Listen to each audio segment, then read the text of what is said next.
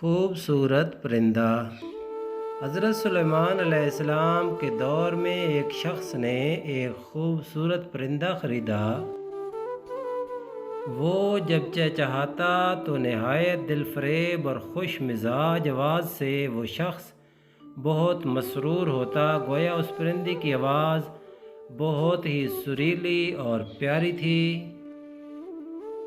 ایک دن اچانک اس پنجرے کے پاس اسی کے جیسا ایک اور پرندہ آیا اور اپنی زبان میں کچھ باتیں کیں اور چلا گیا۔ پنجرے میں موجود پرندہ اس کے بعد بالکل خاموش ہو گیا، گویا ایسا ہو گیا جیسے وہ گونگا پرندہ ہے۔ اس کے مالک نے 2-3 دن انتظار کیا مگر پرندہ بالکل خاموش۔ وہ شخص حضرت سلیمان علیہ السلام کی بارگاہ میں اس پرندے کو پنجرے سمیت لے آیا اور شکایت کی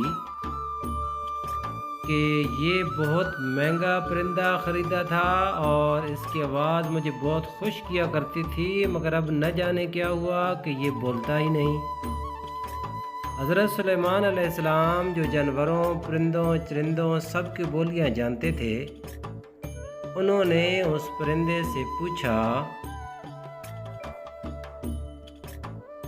کہ کیا وجہ ہے جو تم خاموش ہو گئے ہو؟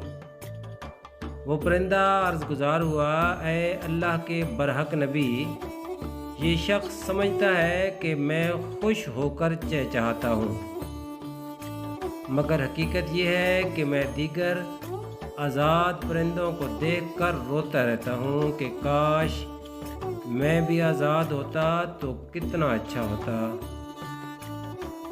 مگر یہ میری زبان نہیں سمجھتا تو یہ خیال کرتا ہے، اسے ایسا لگتا ہے جیسے میں بہت خوشی سے گنگنا رہا ہوں۔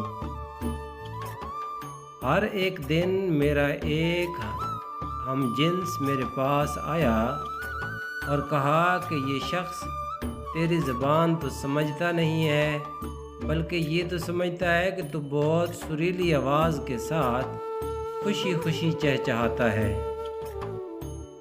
اگر تم اس کی قید سے آزاد ہونا چاہتے ہو تو رونا چھوڑ دو، بولنا اور فریاد کرنا بھی چھوڑ دو کہ اس پر تمہارے الفاظ اثر ہی نہیں کر رہے، کیونکہ یہ تمہارے درد کو سمجھ ہی نہیں سکتا۔ بس پھر کیا تھا کہ میں تب سے خاموش ہو کر صبر کر رہا ہوں۔ حضرت سلیمان علیہ السلام نے اس شخص سے کہا کہ پنجرہ کھول دو اور اس پرندے کو آزاد کر دو، کیونکہ اب یہ پنجرے میں کبھی نہیں بولے گا۔ اس شخص نے کہا کہ اگر اب یہ خاموش ہی رہے گا تو بلا وجہ اس کو رکھ کر میں کیا کروں گا، میں اسے آزاد کر دیتا ہوں۔ لہٰذا اس نے حضرت سلیمان علیہ السلام کا حکم مانتے ہوئے پنجرہ کھول دیا۔ وہ پرندہ فوراً اڑ کر درخت کی شاخ پر جا بیٹھا اور اس شخص کو دیکھ کر کچھ چہچہایا اور اڑ گیا۔ اس شخص نے حضرت سلیمان علیہ السلام سے عرض کی کہ یہ کیا کہہ کر گیا ہے؟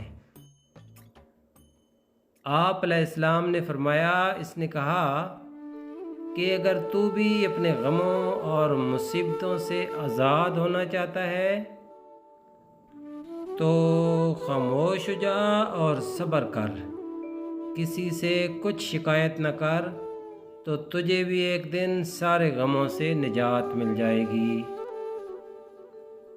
جو تو لوگوں کو سناتا رہتا ہے مگر وہ بے احساس لوگ تیری زبان جانتے ہوئے بھی تیری بات نہیں سنتے۔